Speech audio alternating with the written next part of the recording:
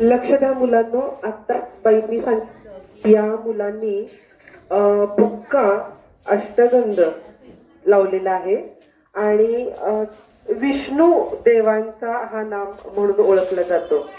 विठ्ठलाच्या कपाळावरती आज जो चंदनाचा टिळा लावला जातो त्याचा आकार हा गुगल मॅपच्या चिन्हाप्रमाणे आहे का लक्षात?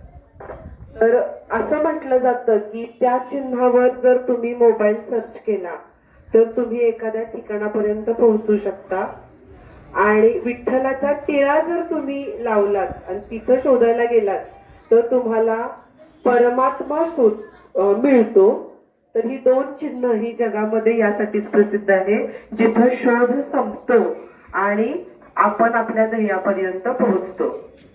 तर आता आपण आज संपूर्ण महाराष्ट्र अतिशय आनंदामध्ये आषाढी एकादशी साजरी करत आहे.